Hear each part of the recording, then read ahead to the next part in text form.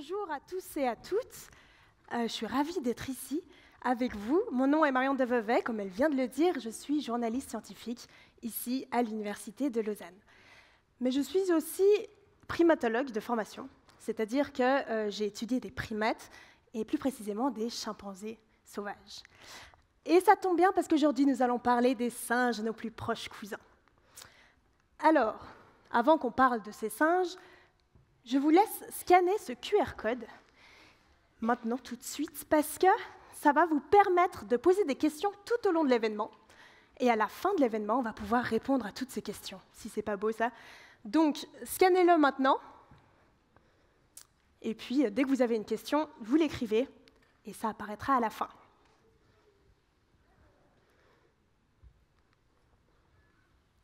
On le remettra plus tard. On va passer directement aux singes. Alors, moi j'ai décidé de me lancer dans la primatologie pour une bonne raison. Les singes, c'est super. Et les singes sont super parce que déjà, il y en a pour tous les goûts. Il y en a des grands, comme ceux-là, les gorilles des plaines de l'Ouest, mais il y en a aussi des tout petits. Il y en a aussi des très poilus ou des tout nus. Il y en a des vieux, des jeunes, ou des jeunes qui ont l'air vieux. Il y en a aussi des avec des gros nez, ou certains sans nez du tout. Et il y en a aussi pour tous les goûts, niveau coupe de cheveux. Je vous laisse vous inspirer si jamais vous voulez des nouvelles idées pour l'été. En soi, ce sont 504 espèces de primates qui existent dans le monde. Alors, je vais vous épargner toutes les catégories de primates qui existent, parce qu'il en existe beaucoup, mais parmi les primates, il y a les singes. Parce que tous les singes sont des primates, mais pas tous les primates sont des singes. C'est-à-dire qu'il y a certains primates qui ne sont pas singes, comme par exemple les lémuriens. Parmi les singes, nous avons deux catégories.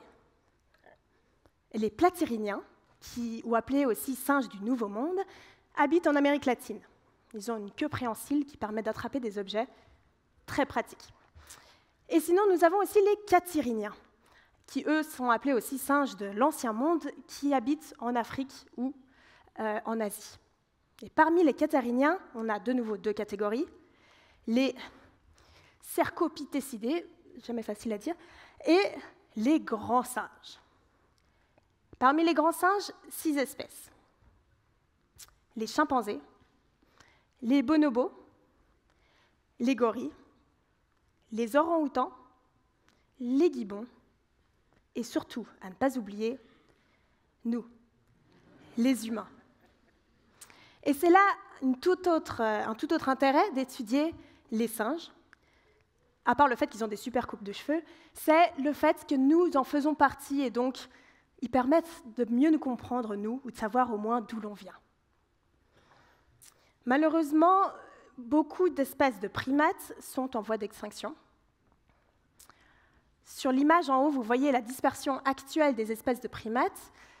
Donc vous voyez un peu dispersé partout. Et en bas, les graphiques, en vert, le pourcentage d'espèces qui sont menacées, et en rouge, les pourcentages d'espèces dont la population est en déclin. Donc ça dépend des régions, ça dépend des espèces. Mais en moyenne, nous avons 60% des espèces de primates qui sont en voie d'extinction et 75% des populations de primates qui sont en déclin. Face à ce défi, certaines personnes ont dédié leur vie à la protection des primates, et c'est le cas de Gladys Kalema-Zikuzoka qui est avec nous aujourd'hui. Elle est vétérinaire en Ouganda, au pays de l'Est de l'Afrique. Elle a grandi dans la capitale, Kampala. Elle a fait un bachelor de sciences vétérinaires à Londres, puis elle est revenue dans son pays natal, l'Ouganda, pour pouvoir intégrer directement un poste au Ugandan Wildlife Authority, qui est un centre gouvernemental de protection et de conservation des primates, d'animaux sauvages en général, dont des primates. Et elle s'est dédiée notamment à la protection des gorilles des montagnes. Les gorilles des montagnes, Ils vivent, comme le nom l'indique, dans les montagnes, dans un environnement montagneux qui est entre l'Ouganda, la République démocratique du Congo et le Rwanda. Et donc, elle a travaillé avec ces gorilles des montagnes pour les protéger. Dans les années 90, il n'en existait que 300. Maintenant, il en existe plus de 1000, donc c'est super. C'est encore un chiffre plutôt bas, mais elle va nous parler de ces projets qu'elle a faits pour monter ce chiffre. Donc, qui de mieux pour nous en parler qu'elle-même, mais avant qu'elle puisse nous en parler, je voulais juste quand même vous mentionner qu'elle a écrit son histoire dans un livre, Walking with Gorillas. Vous pourrez l'acheter d'ailleurs à la sortie si vous le voulez. Mais tout de suite, je vais la laisser elle-même présenter. Elle est venue d'Ouganda juste pour nous, donc donnez-lui l'accueil qu'elle mérite. Merci beaucoup à Gladys Kalema Zikuzeka. Thank you for being here. The floor is yours. Do I stand up? Yes.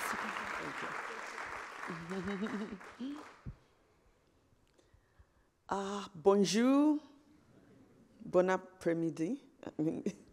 I'm very happy to be here in Lausanne, talking about our work with the mountain gorillas and our One Health approach that addresses the health of people, animals, and wildlife together. I'm also here with my husband, Lawrence Sikusoka. He spent some time in France, so he can speak better French than me. Next slide.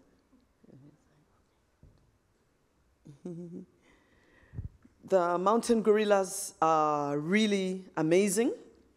I've worked with them for actually coming to 30 years, if I count from when I started as a vet student in 1994. I've learned so much from being with the mountain gorillas. They are very good. They form very close family groups. The silverback likes to protect the babies. The mothers are very, very motherly. They look after their babies for 4 years. I've learned how to be a good mother from them. And they're just so closely related to us. But they are facing many threats, and one of the biggest threats is disease. And disease is a big threat because we share over 98% genetic material with the gorillas and can easily make each other sick. And so I was hired as the first veterinary doctor for the mountain gorillas in Uganda, and in Uganda, the first wildlife vet, because they were concerned that people could make gorillas sick. Once they're habituated for tourism and you can get close to them, they lose their fear of people. So they were worried that people can make gorillas sick, and I was hired for that. Tourists coming in to see them or the local community. And so this baby gorilla picked up a disease from the local community. When this group, once they lose their fear of people, they go outside the park to eat people's banana plants because now they don't fear people anymore. And they're going to places where they used to range before gorilla tourism began and before their forest was cut. And that's how they picked up a disease like this. The baby gorilla died of the mites on the body and secondary pneumonia, and the rest recovered when we gave them treatment with ivermectin. We also had other cases of not knowing whether this particular gorilla picked up a human parasite, which caused the rectum to come out, and realized that it's very important to prevent disease between people and animals. I was able to operate on the gorilla. She got better, but up to now, we were not sure whether it was a human parasite or parasite within the gorillas.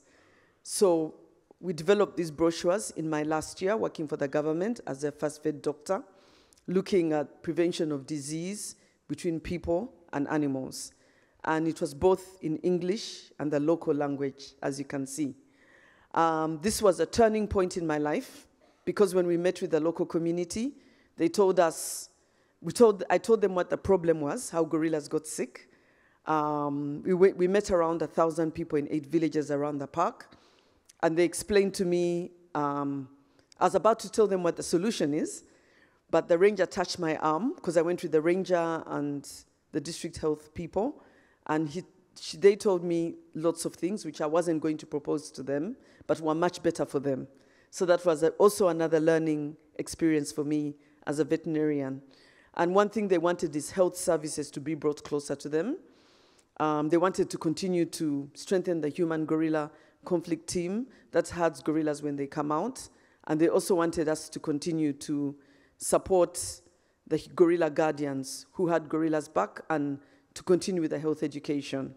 So since that time, we've continued improving the health of the gorillas. And we're finding that as community health improves, gorillas are falling sick less often. We carry out a lot of education with the communities, talking to them about how to prevent disease between people and animals and why they should have manageable family sizes so they don't have to enter the forest to poach and collect firewood because they have a big family to feed. If they have fewer children, they can give them better, they'll have enough food for them. They don't have to enter the forest for more firewood, and they can make sure they all go to school, which is very important because if they all go to school, they'll get a proper job and they don't have to enter the forest. And then they break the family, the poverty cycle. And we're glad that the gorillas are continuing. They're picking up many less diseases from the local community as community health is improving, which is very nice. We're so glad that the numbers of the gorillas are continuing to grow. When I first started working with them, there were only about 300 gorillas in Bwindi and 650 in the whole world. This is mountain gorillas. But now as I speak, in the census in 2018, we counted 459 gorillas at Bwindi and 1,063 overall between Bwindi and Virunga. So that's very nice that the numbers of gorillas are going up. This baby gorilla was born in April, really adorable. We were able to get that photo. That photo was taken just literally the day after the baby was born. So that's how cute they really look. They're so similar to us, and the mothers are very good mothers. You can see she's really holding on to her baby, and she's very proud of her baby. So the mountain gorilla numbers have continued to grow. I participated in the first census in 1997 when we counted 300 gorillas. And you may wonder why they jumped from 254 to 650. It's because in 1981, we only knew about the gorillas in Virunga, the mountain gorillas in Virunga, where late Dr. Diane Fossey studied. But later on, in 1987, they were discovered in Uganda through the fecal samples that they found in the forest, in Bwindi Impenetrable Forest. And 10 years later, we were able to count them. That time, I had already started working with the mountain gorillas. So IUCN removed them from critically endangered to endangered, which is very good. However, now the gorillas are threatened by the number of people around the park. There isn't enough habitat for their numbers to grow. As the numbers are growing, there's not much space for the gorillas to grow. So they're getting to the point where close to half of the ones which are habituated for tourism or research are always going outside the park because now they've lost their fear of people. And this is a situation you have at Bwindi. It's actually not so different from Switzerland. It's a very steep hills. We get the mist rising like we saw this morning. So in fact, this part of Uganda is called the Switzerland of Africa. But as you can see, people cultivate right up to the edge of the park. And this is a typical situation that happens. This is a blackback gorilla, a mature male, but not yet very mature to have a silverback. He's going outside the park to go and get something in somebody's garden. So this happens a lot. And as long as something like this keeps happening, people are going to get upset because their crops are destroyed, and gorillas can pick up diseases from people. So over here, the gorillas also like to eat the bark of eucalyptus trees, which is also a big problem. And they like to eat banana plants. So that's what you see. And they tell people to plant eucalyptus trees, not to go into the forest to poach, but then they end up eating the bark, and they like the banana plants. And this is a very typical scenario all over where the mountain gorillas are found, not only in Uganda, but in Rwanda and DRC. So some of what we want to do is to expand the habitat of the gorillas. This is the current map of Bwindi Forest. And you can see there's a very narrow strip between the northern and southern sector of Bwindi. And we want to expand the park so that either side of the neck, there's more space for the gorillas to move up and down. And in the places where we want to expand it, by encouraging people to sell their land, in the particular area, they're not able to use their land because there's a lot of human and wildlife conflict. They can't plant crops because baboons come and eat them, another primate that is very well known, monkeys, and especially the bush pig, and the bush pigs will come and eat their crops. So we're working closely with communities on either side, and many of them are willing to sell their land because they can't do anything with it, and they also want to support conservation, which is wonderful. And so as we continue doing all of this, I hope you get to learn about all our work through this session. With the One Health approach, we have found that it's very important to make sure that communities are healthy so that the wildlife doesn't get sick, but also that they don't make each other sick, but also by improving the health of the community, you make them feel that you care about them, because health care is a basic human right. And that's something that we work very hard on. We support the gorilla guardians who had gorillas back when they come out. We're always helping them to have raincoats, gumboots, food rations, so that they can continue helping back gorillas from community gardens. This was taken at the height of the COVID pandemic because it was very important that people put on masks when they had gorillas back. We're concerned that we can make the gorillas sick and give them COVID. And during the pandemic, we led an effort to make sure that everybody puts on their masks when they visit gorillas. The tourists are still doing it. It's continuing beyond the pandemic because we found also that they're picking up less respiratory disease because everybody's now wearing masks since COVID. And this has now become the new regulation. We're continuing to train them to collect samples from the night nests of gorillas. They build a nest every night, and you have to collect the fecal sample. And this is our patron, the Queen of Buganda.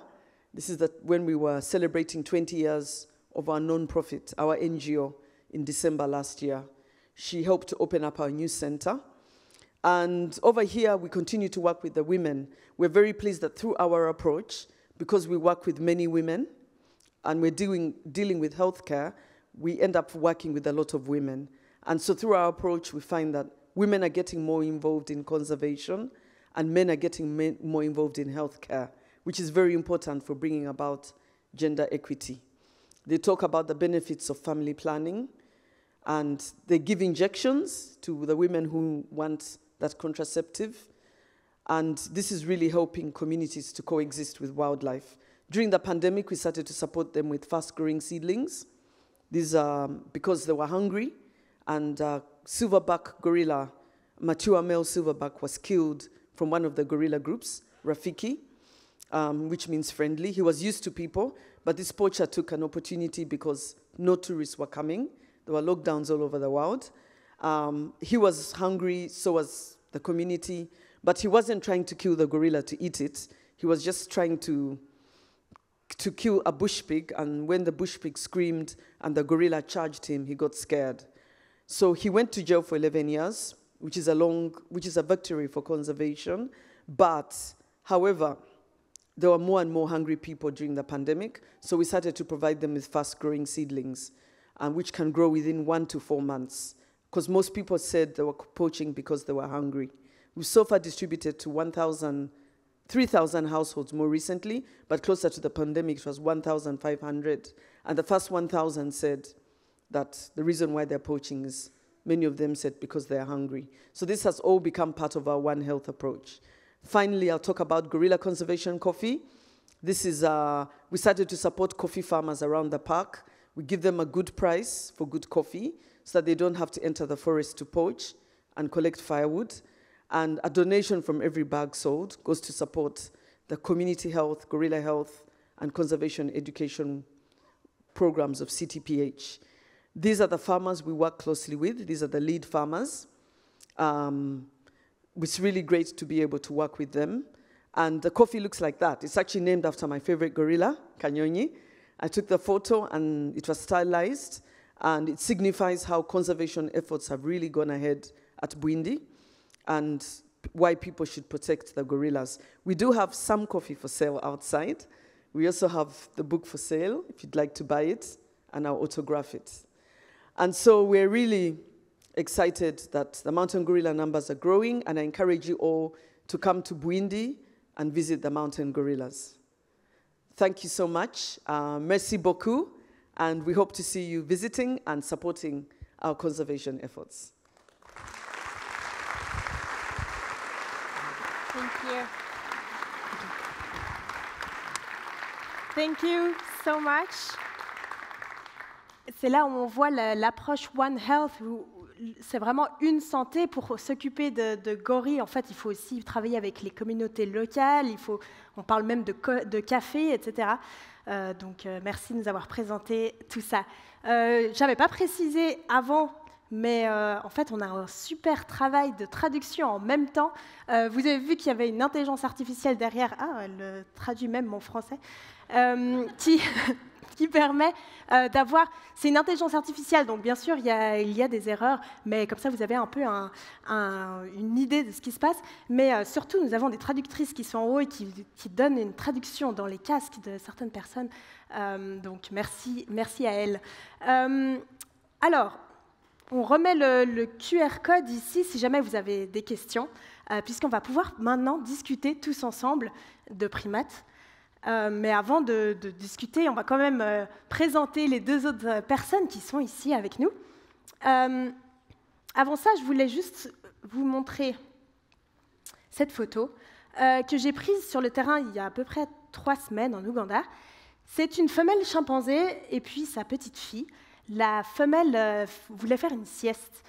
Donc on est en plein milieu de l'Ouganda, à Budongo. Et puis elle se pose comme ça, mais la petite fille, elle, ne voulait pas faire de sieste. Elle sautait dans tous les sens, elle essayait d'attraper des branches ou des poils de sa mère, etc. Elle sautait dans tous les sens, et puis ensuite, elle m'a regardée comme ça, droit dans les yeux. Et c'est à ce moment-là que j'ai pris cette photo. Et je me souviens de m'être demandé, mais à quoi elle pense? Qu'est-ce qu'elle se dit maintenant? Qu'est-ce qui la préoccupe pendant ces journées?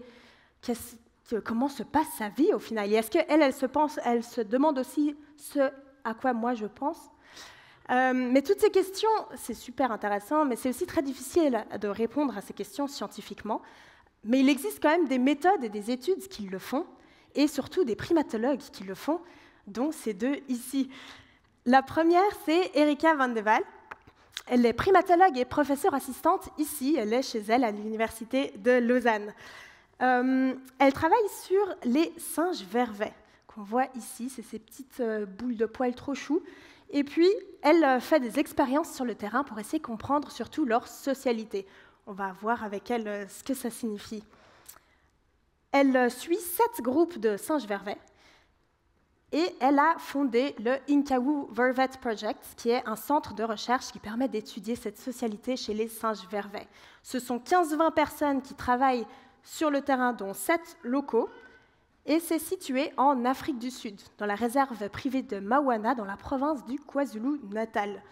Et ça existe depuis 2010. Merci Erika van de Waal d'être avec nous aujourd'hui. Et la dernière personne qui est avec nous ici est Thibaut Gruber. Il est aussi primatologue et professeur assistant à l'Université de Genève. Il travaille au Centre interfacultaire en sciences affectives. Et lui travaille sur les chimpanzés. Et plus précisément, il travaille sur la culture et la communication chez les chimpanzés. Et il suit aussi pour habituer un groupe de mangabés, c'est ces petits singes qu'on voit ici. Alors, il va nous parler un peu plus de ce que ça veut dire, la culture chez les chimpanzés. Mais il travaille pour étudier ces chimpanzés. Il le fait depuis l'Ouganda, où il a cofondé le Bugoma Primate Conservation Project. C'est aussi toute une team d'une vingtaine de personnes, dont 8 assistants de terrain. C'est situé en Ouganda, dans le nord-ouest de l'Ouganda. Ça a été fondé en 2015. Et il co-dirige ce centre avec la professeure Catherine Obeiter de l'université de St Andrews en Écosse. Merci Thibaut Gruber d'être aussi avec nous aujourd'hui. Alors, on va pouvoir maintenant discuter tous ensemble. Merveilleux. Donc, je remets le QR code ici. Vous allez pouvoir poser vos questions. Mais d'abord, moi, je vais poser quelques questions. Et ensuite, on va afficher vos questions. Ce qui est génial, c'est que même les timides qui n'osent jamais prendre le micro qui tourne, bah là, ils vont pouvoir poser leurs questions. Donc, c'est votre moment. N'hésitez pas à écrire vos questions. Elles seront affichées ici anonymement. Alors, pour commencer, on va parler un petit peu de vos primates, puisque vous étudiez tous les trois des primates différents, des chimpanzés, des singes vervets et des gorilles. Alors, pour commencer, on a entendu déjà un petit peu parler des gorilles, mais peut-être, Erika, est-ce que vous pouvez nous parler des singes vervets? Comment est-ce qu'ils vivent? Alors, les singes vervets, ils vivent dans la savane. Moi, je les étudie, mais ils sont aussi dans des endroits de forêt. Ils sont même aussi en ville. On a commencé un projet il y a 1 an, tout près de Durban. Ils s'adaptent très bien à l'homme. Donc, eux, ils ne sont pas en danger comme les chimpanzés et les gorilles, mais leur environnement naturel est quand même en danger aussi. Ils vivent en groupes familiaux. C'est les filles et les mamans qui font vraiment le centre du groupe. Parce que les mâles, ils changent de groupe, puis ils changent très souvent. Là, on a mis des colliers émetteurs et on voit qu'ils vont dans tous les sens en dehors et ils bougent beaucoup de fois. Donc, c'est vraiment les femelles qui font le corps du groupe et c'est aussi elles qui, malgré qu'elles sont bien plus petites, elles dominent les mâles, elles sont en charge du groupe. Donc, c'est assez chouette de voir comment ces femelles se débrouillent. Et ils passent beaucoup de temps au sol aussi. Donc, c'est pas comme d'autres singes qu'on voit tout le temps dans les arbres, ils sont vraiment autour de nous, donc on peut faire des expériences au sol avec eux. On va venir à ces expériences. D'abord, peut-être un mot sur les chimpanzés. Comment eux vivent-ils? Les chimpanzés, ils ont des groupes sociaux avec donc, beaucoup de mâles et beaucoup de femelles l'un avec l'autre. Donc nous, par exemple, on a à peu près 70 individus dans notre groupe, mais ça peut monter jusqu'à 150. Alors à ce moment-là, en général, il y a beaucoup de friction et les groupes éclatent, ce qui est arrivé aussi en Ouganda il n'y a pas si longtemps. Cette fois, c'est les femelles qui partent à l'adolescence, donc c'est elles qui émigrent dans des nouveaux groupes, et à chaque fois, donc, les forêts sont interconnectées, donc les femelles ont tendance à sauter les communautés environnantes pour aller plus loin, mais avec la déforestation, c'est un petit peu plus compliqué. Et ils apprennent énormément les uns des autres, donc notamment ils font beaucoup d'utilisation d'outils, donc c'est ce qui m'intéresse beaucoup, et c'est pour ça qu'on les étudie aussi, pour comprendre l'évolution de nos propres cultures. Comment est-ce qu'on définit la culture et comment est-ce qu'on va étudier ça chez des chimpanzés, vu qu'on en parle là? La culture, en fait, c'est tout ce qu'on apprend qui ne vient pas de notre héritage génétique. Donc, c'est quand on apprend socialement de quelqu'un d'autre. Alors, pour nous, ça peut être la manière dont on tient notre fourchette ou des baguettes pour manger du riz. Et nous, ce qu'on a démontré, par exemple, c'est qu'en offrant du miel à des chimpanzés dans des communautés différentes en Ouganda, il y en a certains qui connaissaient l'utilisation des bâtons, donc ils utilisaient les bâtons pour manger le miel, alors que d'autres qui ne connaissaient pas les bâtons, ils ont commencé à prendre des éponges de feuilles pour manger le miel. Donc ça, ce sont des différences comme vous feriez avec des communautés humaines différentes qui ont des différences culinaires. Donc ça, c'est ce genre d'expérience qu'on peut provoquer juste en mettant ça sous leur nez, en fait. Et en parlant d'expérience, quel genre d'expérience vous menez, Erika Van de Waal, sur le terrain avec les singes vervets? Alors, on mène beaucoup de différentes expériences qui sont aussi des fois pour comprendre l'apprentissage social et les bases de la culture, mais c'est aussi des expériences juste pour tester un peu leur niveau d'intelligence. Donc là, récemment, par exemple, on leur a amené des écrans tactiles, donc ils ont leur sorte de petit iPad, et on regarde à quel point, en fait, des singes sauvages ont les mêmes capacités que des singes en captivité. Donc on essaye de faire ce qui se fait en zoo ou en labo, mais sur des communautés sauvages. Bien sûr, ils participent s'ils ont envie, ils ont 1 ou 2 grains de maïs s'ils font juste, et puis s'ils font faux, il faut qu'ils réessayent un peu plus longtemps. Donc on peut tester aussi avec ça, mais voilà, il y a la technologie est super comme ça se développe, de tout ce qu'on peut faire maintenant aussi sur le terrain avec des bonnes batteries qui durent longtemps et tout qui devient plus petit aussi, le matériel. Donc on parle de recherche et on a parlé de conservation avant. Quel est le lien entre la recherche et la conservation? Gladys Kalema-Zikuzuka, what is the link between the research and conservation? How is research useful for you?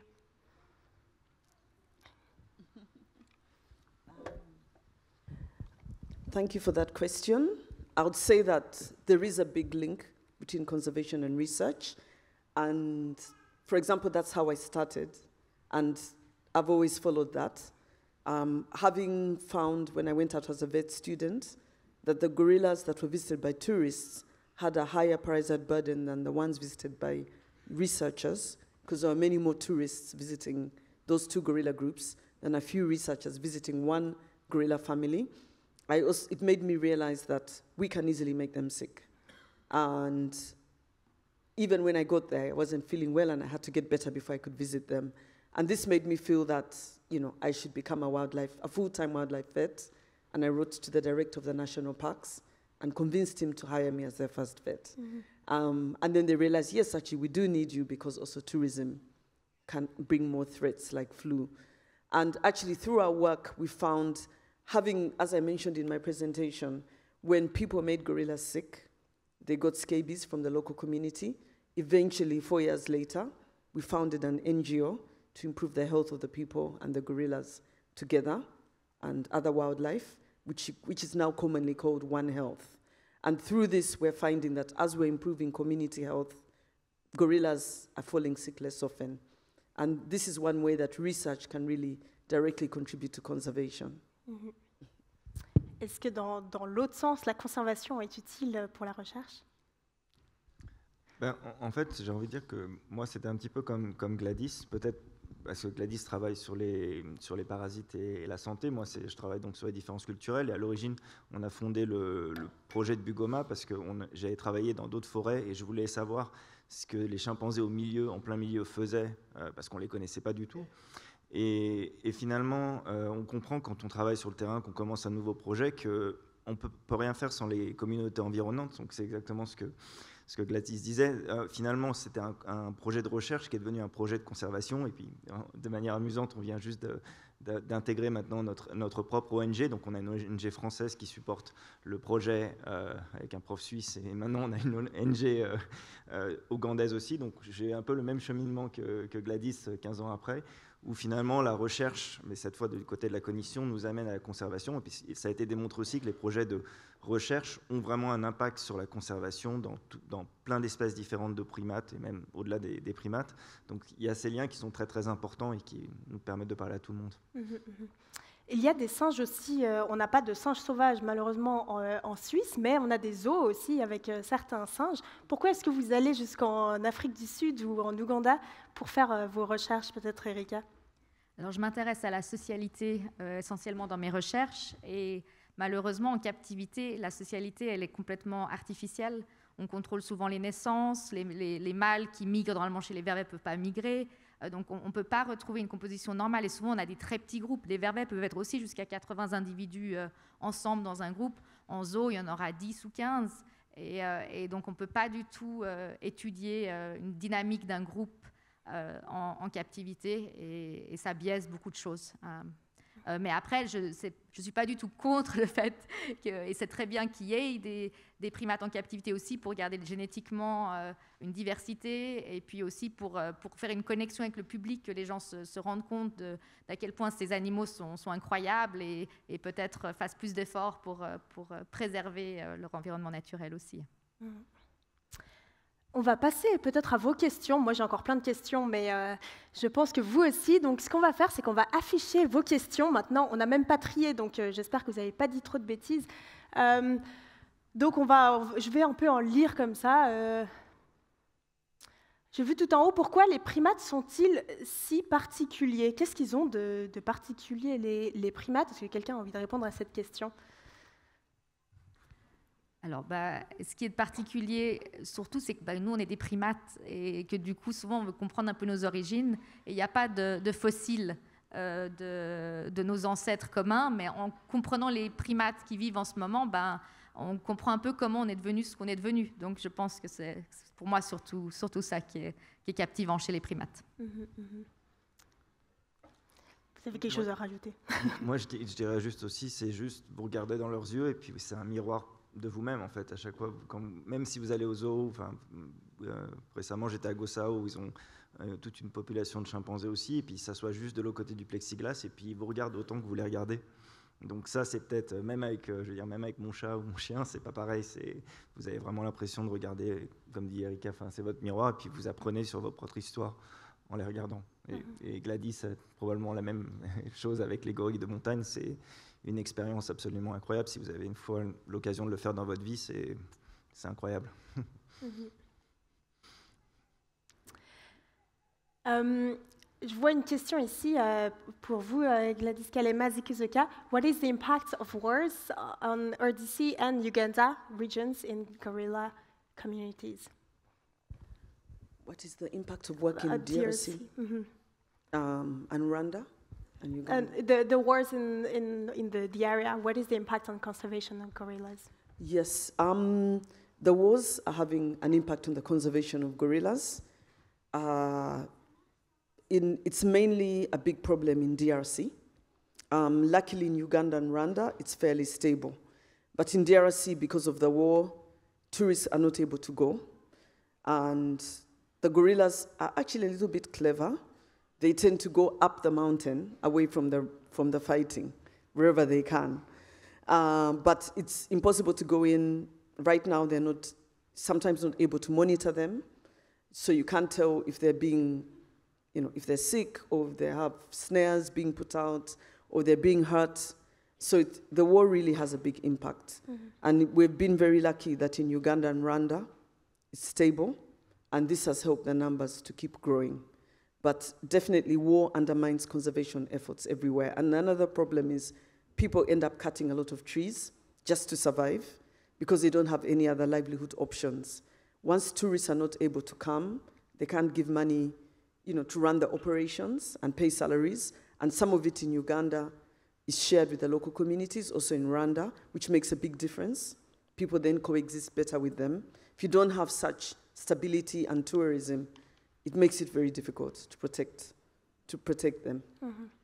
C'est là où on voit aussi l'aspect tout géopolitique qui peut entrer dans la conservation. Et puis aussi, vous avez mentionné les touristes, parce que c'est vrai que les touristes ont un aspect positif, ils amènent de l'argent, il y a une grande taxe notamment pour aller voir les gorilles des montagnes qui permet d'aller directement dans la conservation, mais il y a aussi le passage de bactéries, de parasites qui vont dans les deux sens, entre les gorilles et les humains. Donc il y a des aspects positifs et négatifs du tourisme. Donc voilà, c'est aussi important d'en parler et que c'est intéressant de voir que ça prend en compte dans la conservation. Si je peux juste sauter, parce qu'il y avait une question là-dessus, justement, qui était est-ce qu'il y a trop de touristes ? Moi, je pense que la réponse, c'est pas qu'il y en a trop, mais c'est la question, c'est d'avoir des touristes bien éduqués. Parce que vous avez toujours un abruti ou deux qui va se déguiser en banane pour se mettre à côté d'un gorille des montagnes. C'est déjà arrivé en Ouganda. Mais en fait, oui, comme Marion disait, le fait qu'on peut lever énormément de fonds, ça permet aussi de participer à la conservation de ces animaux. Moi, Bugoma, j'aurais pas pu commencer si les autorités locales n'avaient pas accepté qu'on fasse un des groupes sera pour l'écotourisme. Donc c'est vraiment ce jeu géopolitique au sein même d'un même pays, de savoir, oui, il y a certains chimpanzés qui vont être exposés à des touristes, mais si ça nous permet de sauver la forêt, c'est un prix qu'on veut payer. Mais à ce moment-là, on veut aussi éduquer les gens. On peut tous aller voir les chimpanzés, il faut juste le faire, ou les gorilles, il faut juste le faire de manière raisonnée. Il faut écouter les consignes, il faut mettre des masques, il faut se tenir à distance et vous aurez une super expérience. Mais c'est des choses, effectivement, c'est pour ça qu'on a besoin de faire de l'éducation et que les gens, on espère, écoutent et suivent les règles surtout. How old is the oldest mountain gorilla? That's one of the questions. Quel âge a le plus vieux gorille des montagnes? Yes, I'd say that the oldest mountain gorillas I know of are maybe around 50 years. I did a post, one of the first necropsies I had to carry out was on a very old gorilla, which they called Mugurusi, which means old man, because when they were habituating them, he was already old. And then when he got to a point when he was too old to keep up with the rest of the group, because gorillas move 1 kilometer per day on average, he just kept behind and tried to give him treatment, but in 2 days' time, he had died. And that made us realize that that's around the age that they start to die, and we've seen it with other silverbacks. Talking about tourism, the very first gorilla that was first gorilla group habituated for tourism, they had a gorilla called Ruhendeza. He was called Ruhendeza because he liked sleeping a lot. And he was heading the group. But Ruhendeza, when Ruhendeza could not keep up with the group, I was asked to translocate Ruhendeza from out where he was in the community. He decided to settle in community land because now he was used to going there and he couldn't keep up with his family. So when we went to check on him, we realized if we translocate him back into the forest, he may end up coming out again because outside he has less competition. And he obviously wants to be with the community. I mean, where he can just, stay in a quiet place. And so we educated the community to look after him. And they said even when their elderly get old, they look after them because they knew what he had done for them. Through tourism, people have really been lifted out of poverty. There's a lot of tourism in Bwindi now. We started out when there were 2 gorilla groups habituated for tourism. Now there's 27. It's actually a lot. So over 60% of gorillas are now habituated for tourism. And so when Ruhendeza died, he was around 50. We estimated that he saw over 50,000 visitors in his lifetime.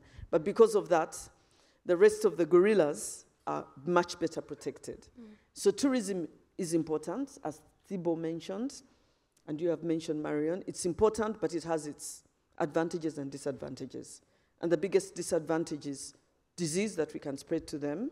Thankfully now, there's the mandatory mask wearing. It has to be done the 1 hour you're with them, with the gorillas and the chimpanzees.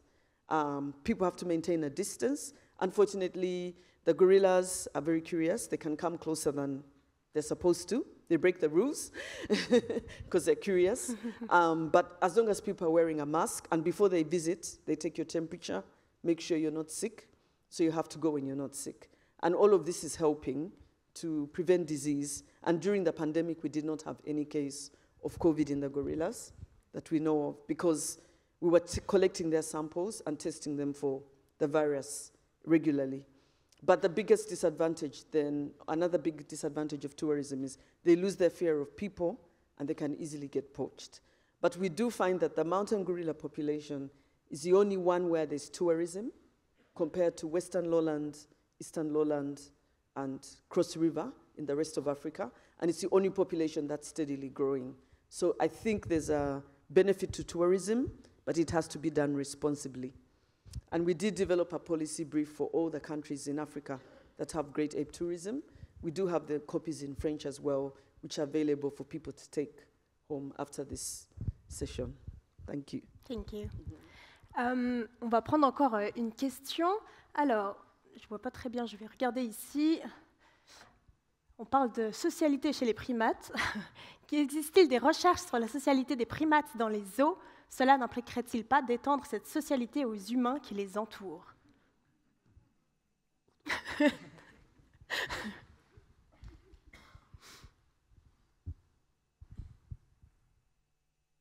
Alors, je ne suis pas sûre de comprendre la direction de la question. Ouais, peut-être est-ce que les humains impactent la socialité en soi des espèces en captivité, j'imagine? Ah oui, ouais, bah juste les conditions dans lesquelles ils sont dans les zoos, ça impacte leur socialité.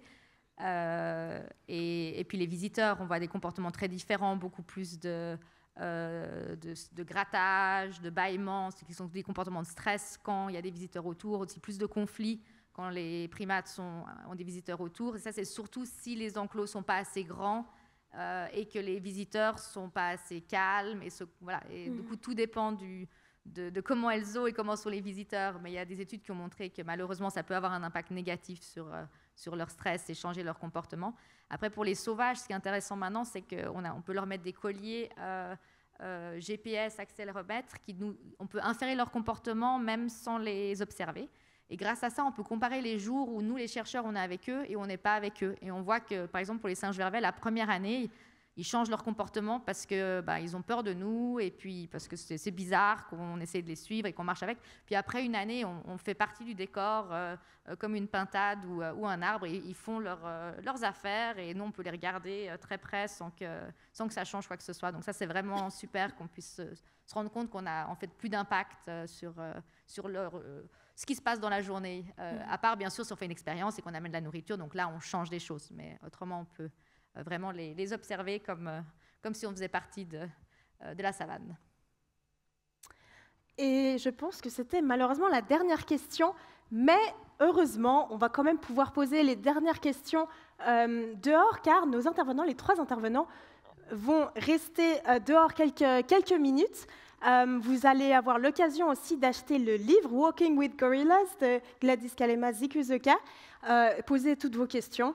Alors, merci à tous et à toutes d'être venus ici à cette 8e rencontre des Mystères de l'UNIL. Et j'aimerais encore qu'on applaudisse tout le monde et surtout d'être venus depuis l'Ouganda.